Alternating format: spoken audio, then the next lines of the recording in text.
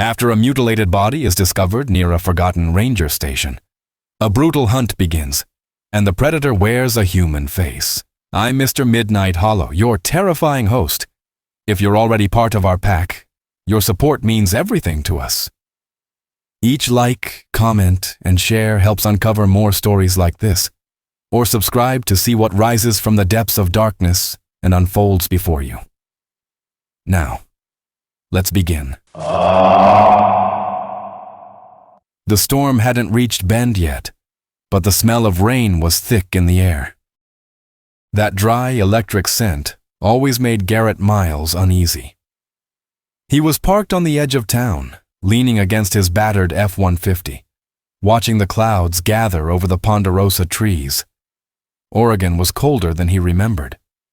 The wind bit through his jacket, and the pine forest swayed like it was breathing. He hadn't planned to stop here. He was headed south, chasing whispers about a strange attack near a logging camp in Northern California. But then came the call. A burner phone he hadn't used in months vibrated violently in his glove box. Only 4 people had the number. One of them was dead.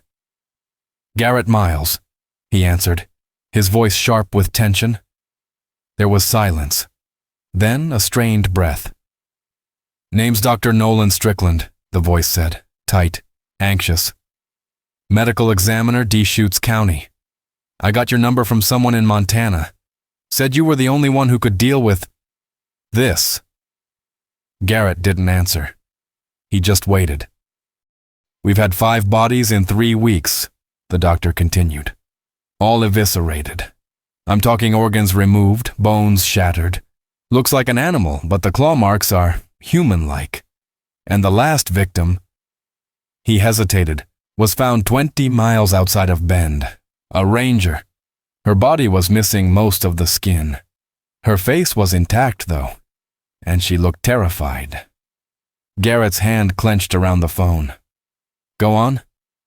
"The sheriff says it's a bear. That's the official report. But I've seen bear maulings. This isn't a bear."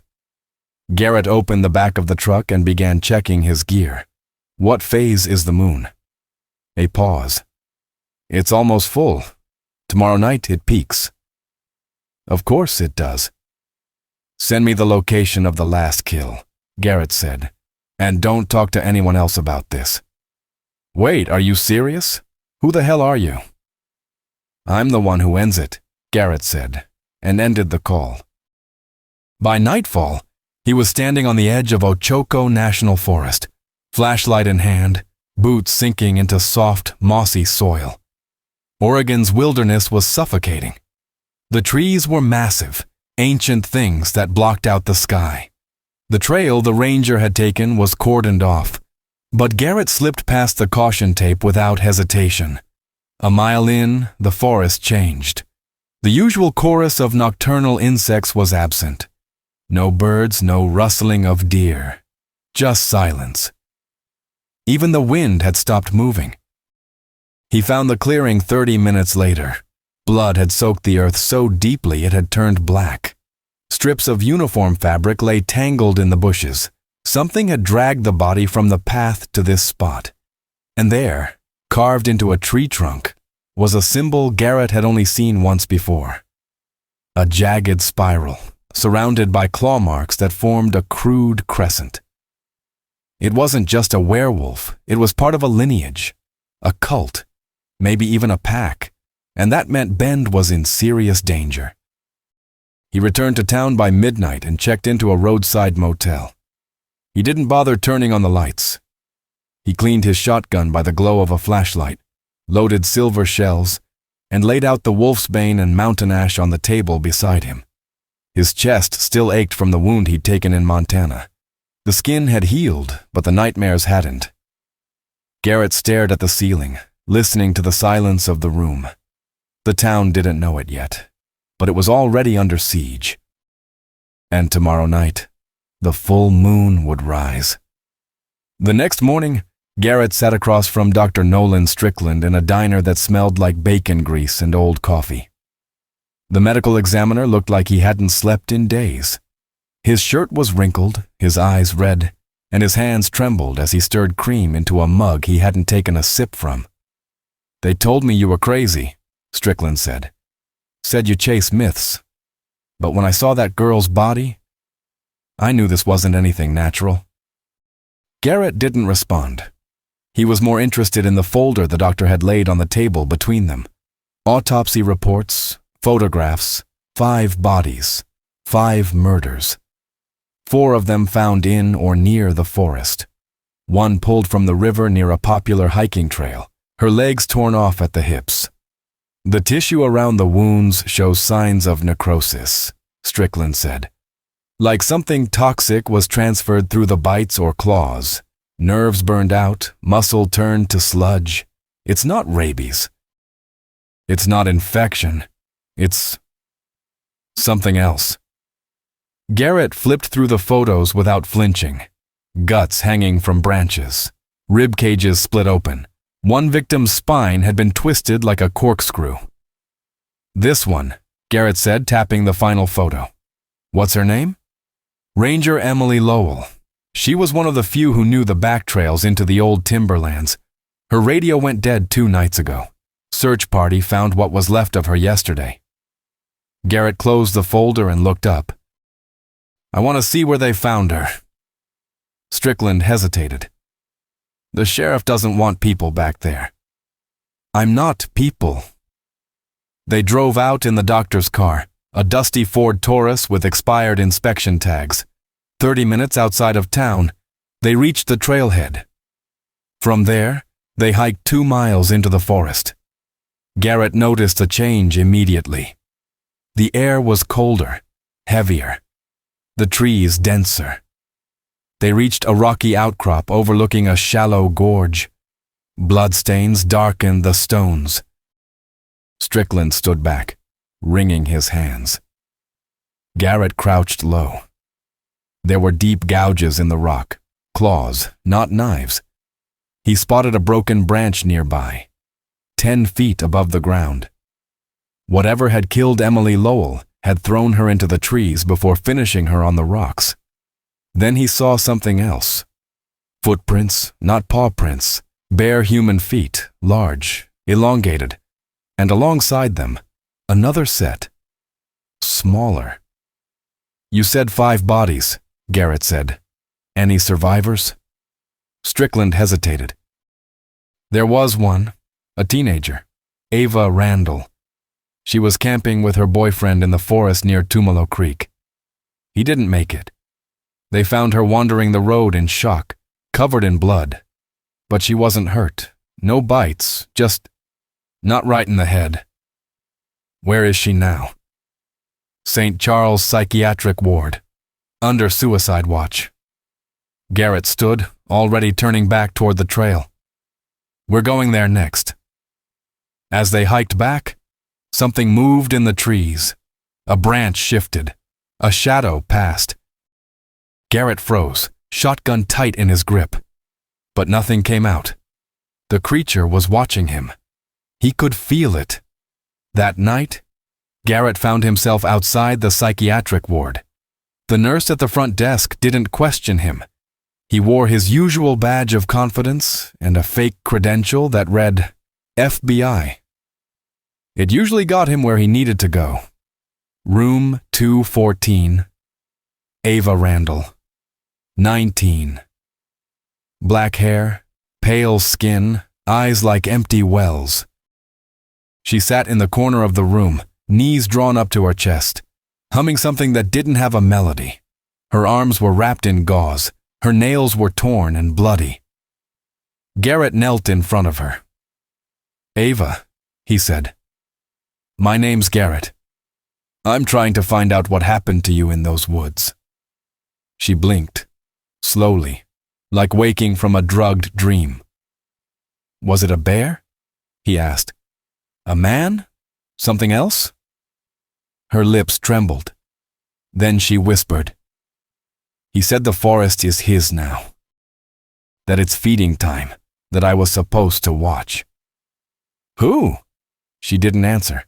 Garrett leaned closer. "Did he bite you?" She shook her head. "Did he mark you?" She hesitated, then lifted her shirt. Scratched into her stomach, barely healed, were 4 jagged lines. Not claws, fingernails, a warning. Before he could ask more, she screamed and backed into the wall. "He's coming!" she cried. "He knows you're here!" Garrett grabbed his bag and ran. The parking lot was empty, silent, until he heard the breathing again. Something was on the roof, watching, waiting. Garrett didn't stay to check. He drove straight to his motel and began fortifying the room with salt, wolfsbane, and loaded magazines of silver rounds. Tonight, something had followed him, and it wanted to play. The morning after his visit to the psychiatric ward, Garrett barely slept. He'd kept one eye on the window, one hand on the shotgun. Whatever had tracked him to the hospital hadn't attacked. Not yet. But he'd felt it in the motel room, its presence like static crawling on his skin. By 7 a.m., he was back at the sheriff's office, which looked like it hadn't been updated since the early 80s. The front desk officer gave him a skeptical glance when he showed his ID, but a mention of Dr. Strickland got him through the door. Sheriff Warren Pritchard was a man built like a refrigerator, square, thick-necked, with a permanent scowl. Garrett had met his type a dozen times before. "We've got enough trouble without ghost stories and monster hunters wandering the woods," Pritchard said, lighting a cigarette in his office. "Tell that to the 5 dead bodies," Garrett replied. The sheriff squinted through the smoke. "I've read the reports. Wild animal attacks. Bears, maybe mountain lions. It's hunting season.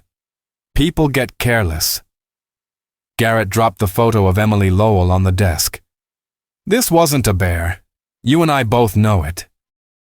Pritchard looked at the photo, his jaw tightening. Then, reluctantly, he leaned back in his chair. "There's a place. Locals call it Devil's Mouth. Deep in the canyon. The old tribes avoided it. My grandfather used to say something lived in those caves before people ever settled here." "Anyone checked it recently?" "No. No reason to. That land's not on any current map. Government took it over decades ago. Closed off. Something about uranium, contamination. All fenced up now." Garrett knew better. Government closed off usually meant someone found something they weren't supposed to. He left the office an hour later with a printout of the location and a thick folder full of incident reports Pritchard had kept out of the public eye. Mutilated livestock, hikers gone missing, campers never found. It went back nearly 40 years. The Devil's Mouth Gorge was 16 miles northeast of town, off a washed-out dirt road that looked more like an animal trail. Garrett parked 2 miles out and hiked the rest, carrying his gear and keeping an eye on the treetops. The forest here was denser, darker, a different kind of quiet, one where sound was swallowed whole. He found the perimeter fence half collapsed, rusted and useless. Beyond it, the land dipped sharply into a deep ravine carved by ancient rivers. He followed the trail down, flashlight out, shotgun ready. His boots slipped on loose stones. The smell down there was foul, rot, musk, and something worse, something unnatural. He reached the mouth of the cave just after noon. The entrance yawned like a wound in the stone, its edges stained black. Symbols had been carved into the rock face, spirals, claw marks, strange angular shapes he didn't recognize. Inside, the air was freezing. Garrett moved slowly, using a red-filtered flashlight to preserve his night vision. The walls were slick with moisture. Bones littered the floor. Some old, animal remains, but others still had flesh on them. He found a human skull near the back, cracked in half like a dropped melon. Then he saw the altar, a crude slab of stone, carved with ancient symbols. On top of it, a rib cage, not fossilized, fresh. And beside it, a necklace, a ranger's badge. Emily Lowell. This was where they brought the bodies. This was where they fed. Garrett backed away, careful not to disturb anything. But then he heard something deep in the cave. Breathing. Ragged, slow, massive. He turned off the flashlight and crouched behind a jagged outcrop. Something moved in the dark. A figure too tall, too thin, dragging its claws along the stone. Its breath echoed like wind through hollow bones. Garrett didn't move, didn't blink. He watched as the creature approached the altar and dropped something on the slab. An arm. Still bleeding. It sniffed the air. Head tilted, listening. It knew someone was there. Garrett gripped his knife. He had one shot, one chance to escape without alerting the entire forest. But before he could act, the creature spoke. Not a growl, not a roar. Words. "He's watching you, Hunter." Garrett froze. "You're not the first. You won't be the last." Then it vanished into the shadows, and Garrett was left alone in the cave. He didn't run. Not yet. He scanned the area for any other exits, marked the location on his GPS, then climbed back into the daylight. On the ridge above the gorge, he found something else. A camp, torn apart. Blood smeared across tents. A journal half burned in the fire pit. He flipped through what was left. It belonged to a man named Lars Mikal, a hiker from California. The last entry was dated 2 nights ago. "Something is hunting me. I see eyes in the dark. I hear it speak. It's wearing the voice of my brother." Garrett stuffed the journal into his coat and looked back down at the gorge. There were more than one. There was a ritual, a feeding place. And now they knew he was here. Back in Bend, Garrett didn't waste time. He knew how this game worked. When a creature revealed itself, it was never by accident. The warning in the cave wasn't a bluff. It was a declaration. They knew him now, and they wanted him to know they were watching. He returned to the motel only long enough to grab his silver knives and reload. Then he headed straight for the home of the last known victim's family, the parents of Ava Randall. The house sat in the northeast part of town, in a quiet cul-de-sac near the forest edge. The kind of place where porch lights glowed even during daylight, and every home had an American flag on the front lawn. The kind of place where nothing bad was supposed to happen. Mrs. Randall answered the door with a look of exhausted suspicion. Her eyes were bloodshot, and a bandage wrapped her left forearm. "I'm not here to cause trouble," Garrett said. "I need to talk about your daughter." She let him in without a word. The house smelled like antiseptic and stale air. Mr. Randall sat in the living room, staring at a muted television. He didn't even glance up. "I know what Ava saw," Garrett said softly. Mrs. Randall nodded slowly. She was never the same after that night. She stopped talking, started sleepwalking. Woke up screaming about things in the walls, voices in the floor. The doctor said it was trauma, but her voice cracked. She started drawing symbols, ones I'd never seen, ones she'd never seen either. Garrett pulled a notepad from his coat. "These?" He sketched the spiral with the claws, the mark from the cave wall. She gasped. "That one. That's the one she carved into the kitchen floor." He leaned forward. "Do you still have anything of hers? Clothes? A bag?" Mrs. Randall pointed upstairs. Garrett found Ava's room untouched, frozen in time since her commitment. Her backpack lay beside the bed. Inside, he found a notebook, half filled with scribbles. Not English, not any known language. But some of the symbols matched what he'd seen in the cave. One page, however, stood out. It showed a map, crude, hand-drawn, but clearly of Bend and the surrounding woods. Several points were marked in red. One of them was circled twice, labeled simply, "They gather here." Garrett memorized the map. and returned to his truck. By late afternoon, he reached the location on Ava's map, an abandoned ranger outpost deep inside the Ponderosa forest. The building was collapsing in on itself. Moss covered most of the roof. The wooden sign out front read, "Larson Lookout," a station closed for over a decade. Inside, he found blood, dried, layers of it. This was a feeding site, like the cave, but this place was different. There were signs of resistance, bullet holes, claw marks, and then, pinned to the back wall with a railroad spike, was a body, or what remained of one.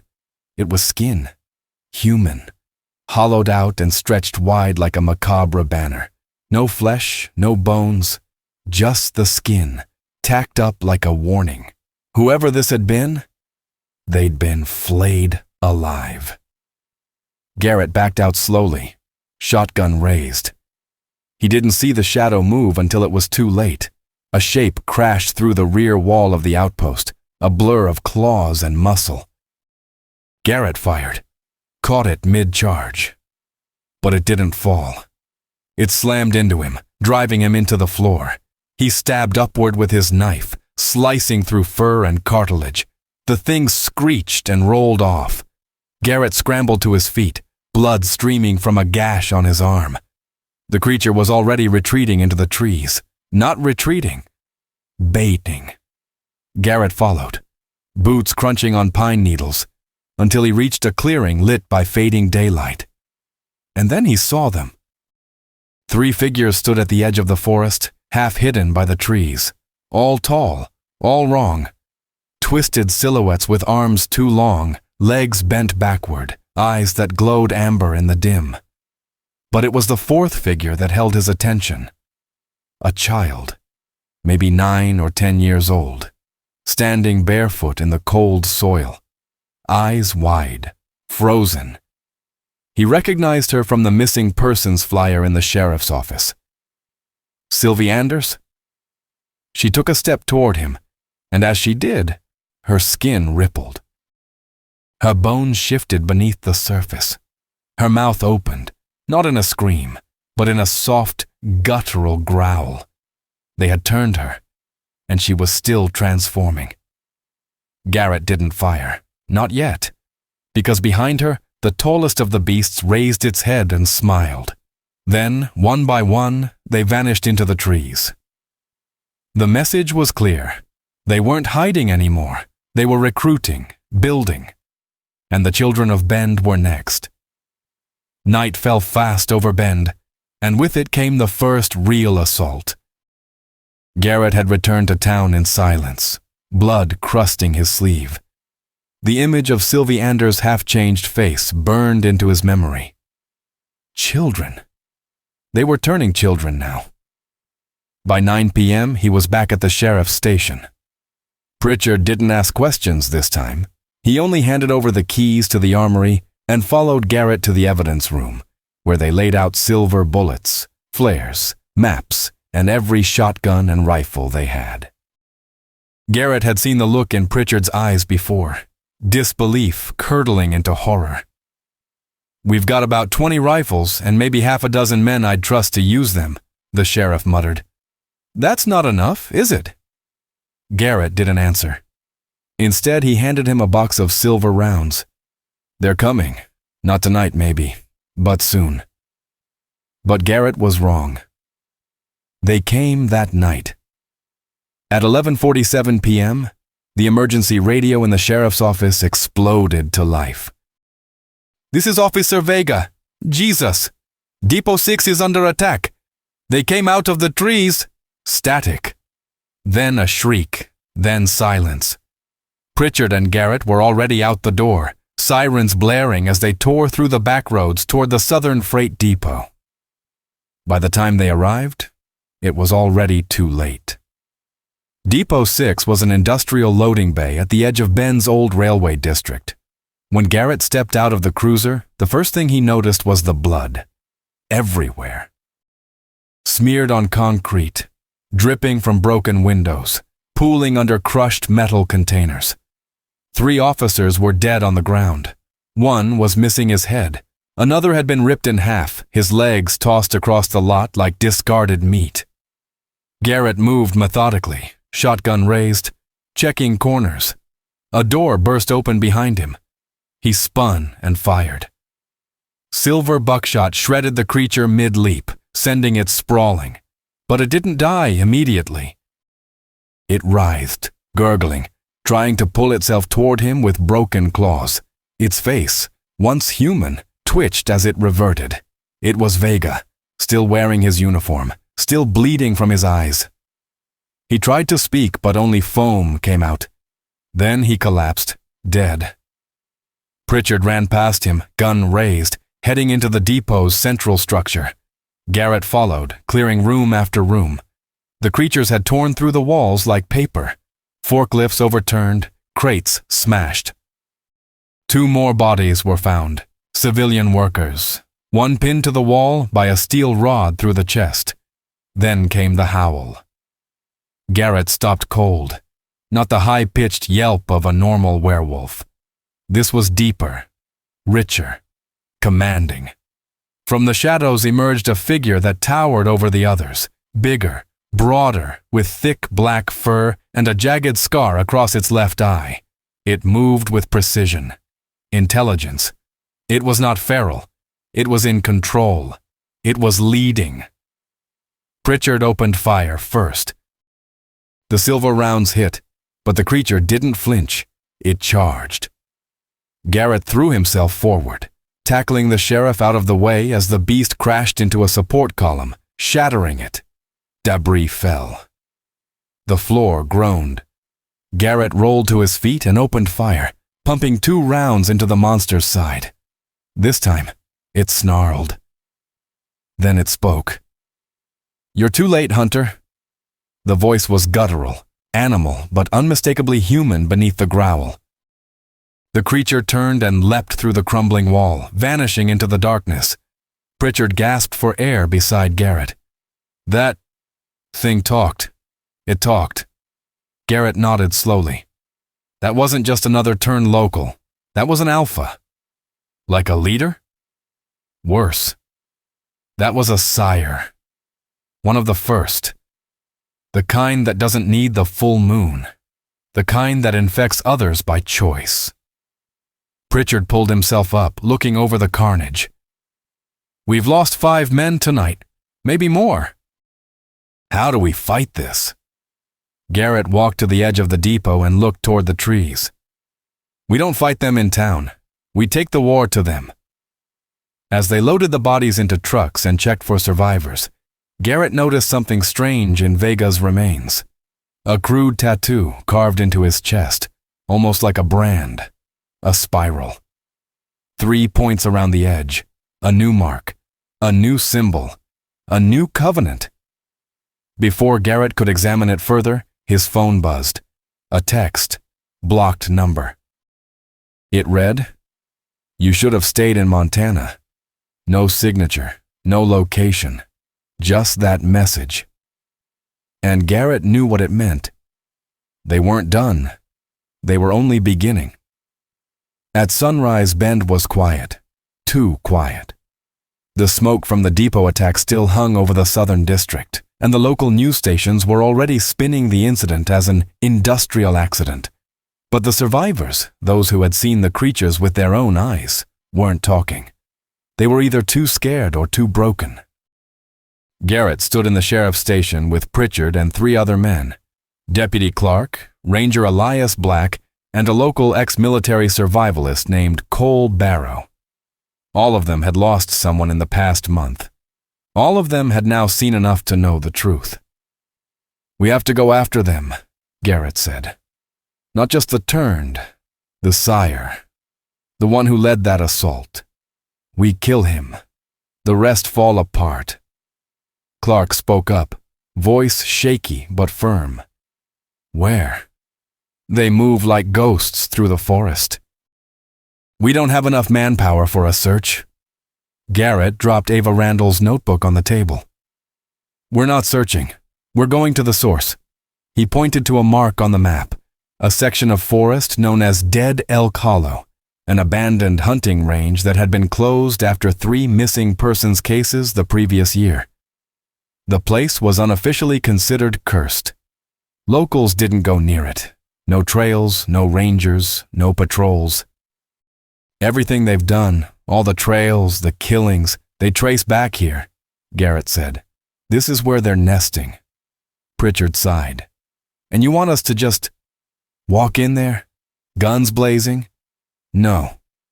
I want you to help me burn it to the ground. That afternoon, the group prepared. Cole brought explosives, military-grade thermite he'd held onto since his time overseas. Ranger Elias mapped the approach using old forestry records. Clark acquired satellite phone access and rigged the comms for short-range encrypted use. By nightfall, they were in motion.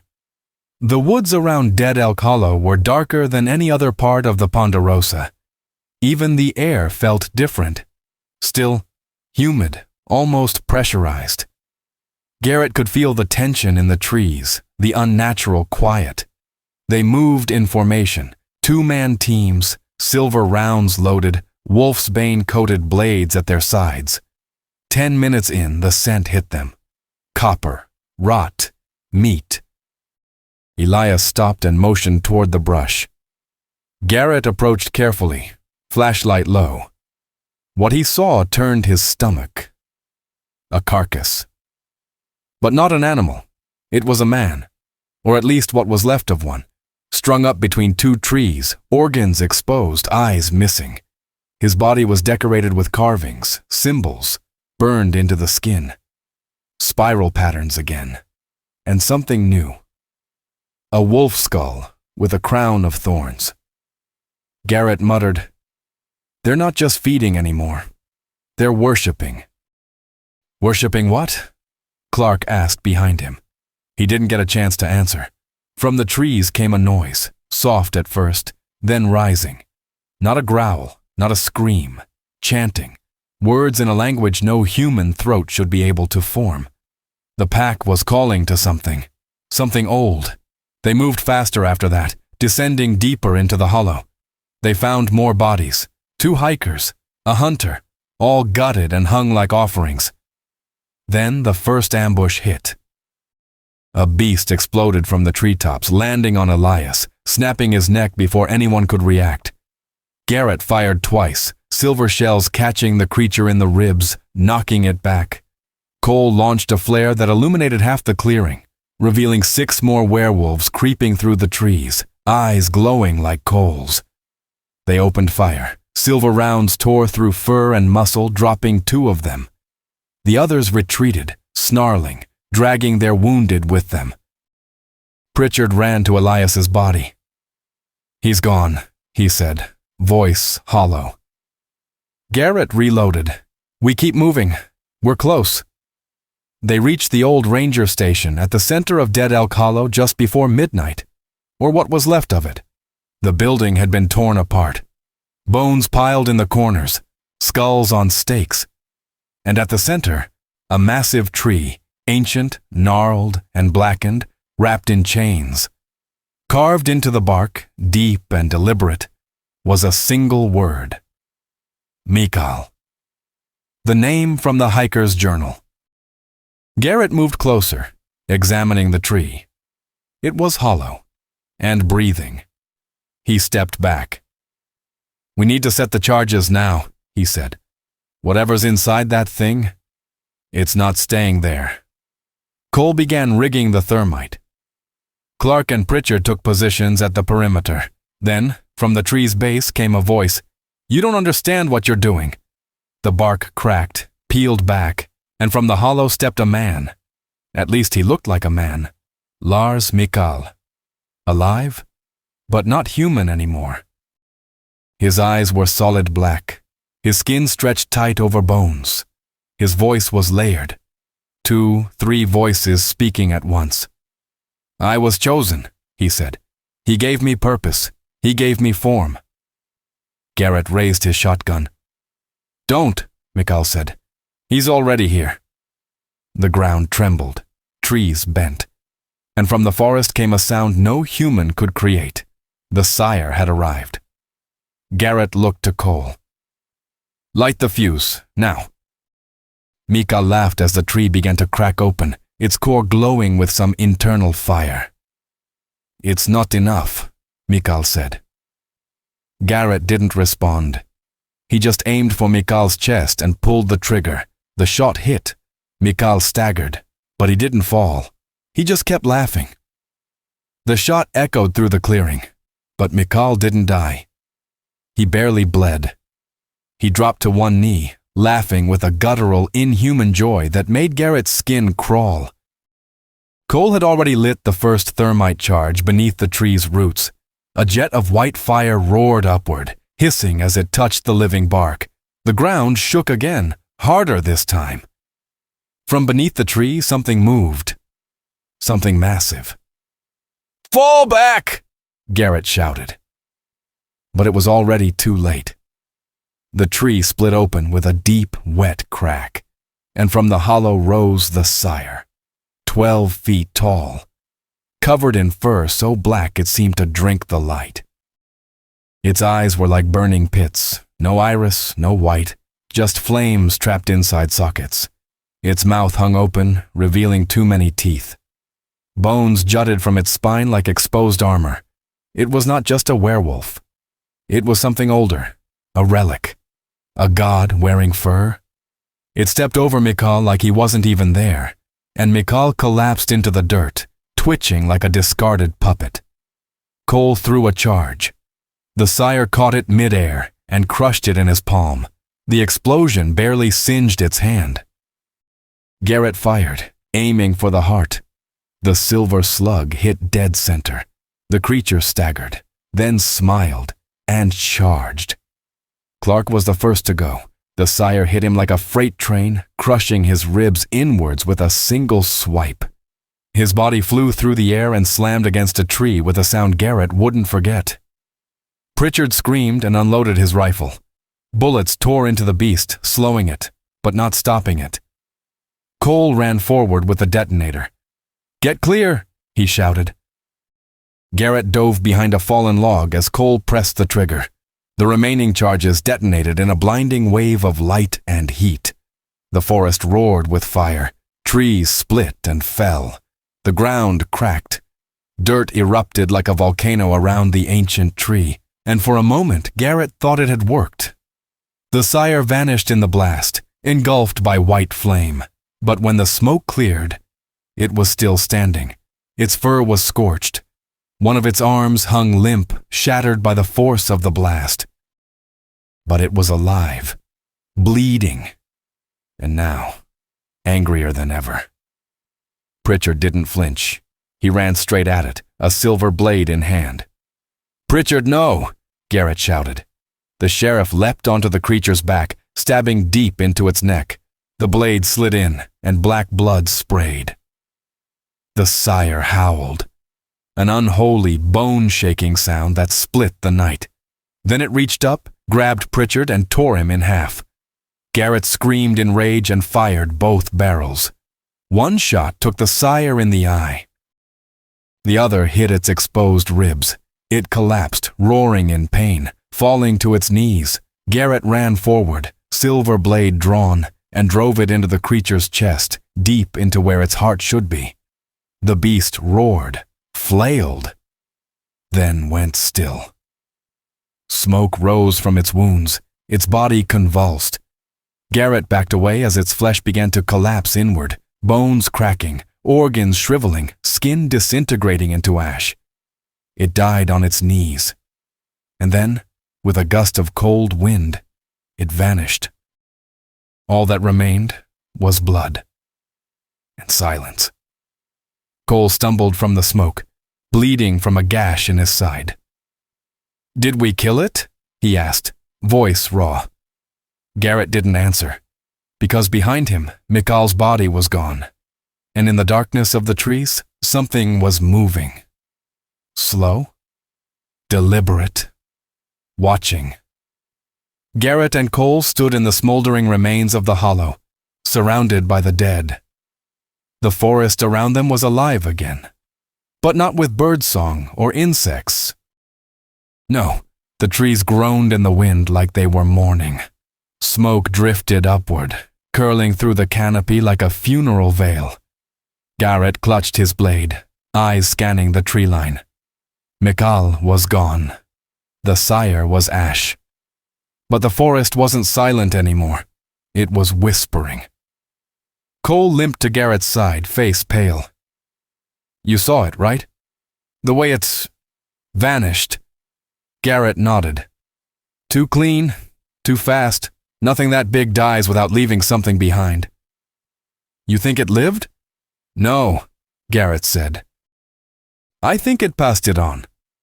They began moving, slowly, weapons raised. Every shadow felt heavier now, like it was leaning closer. They had to get out of the forest before whatever had taken Mikal finished what the sire had started. 20 minutes into their trek back toward town, they found the blood trail. Fresh. Long strides. Bare feet. Garrett crouched and touched the soil. Still warm, not animal, not the sire, Mikal. But now, he had changed. They reached the edge of the tree line by dawn.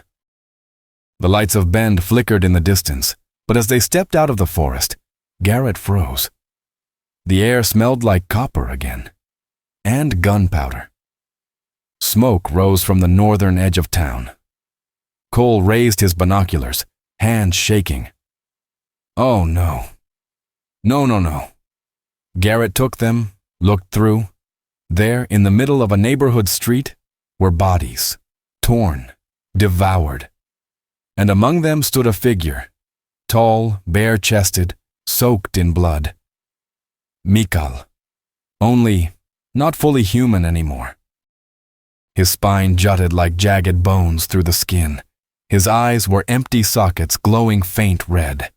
And in his hand, he held the head of a man Garrett had seen just days earlier, Dr. Nolan Strickland. He's spreading it, Garrett whispered. He's not hiding. He's making it a spectacle. Cole stepped back. Then we end it. Here. Now. They had one weapon left, a single thermite-tipped spear Garrett had saved for emergencies. They loaded it into the modified launcher and made their way into town.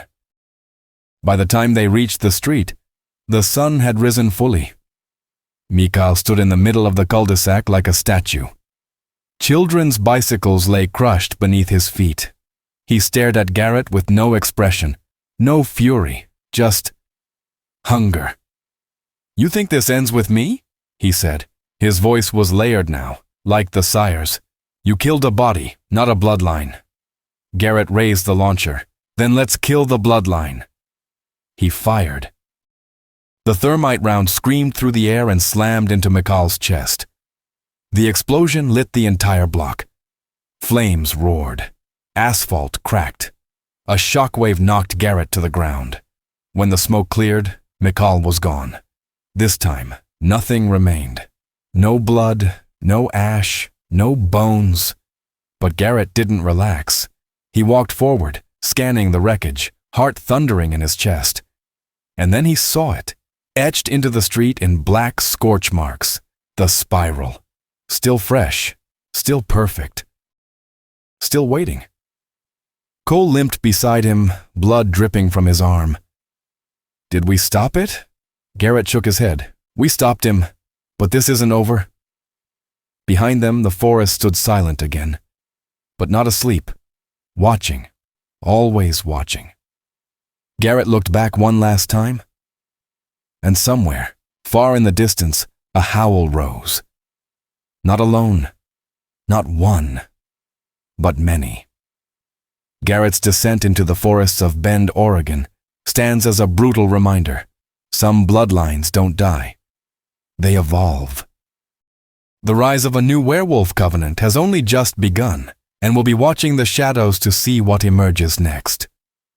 Like this video if you felt the terror in that final showdown, and tell us in the comments, what would you have done in Garrett's place? Share this with someone who still thinks werewolves are just fairy tales, so they know what's out there, waiting. And above all, if you're bold enough to walk the edge of darkness, subscribe to Mr. Midnight Horror and ring the bell, so you're never alone when the hunt begins again.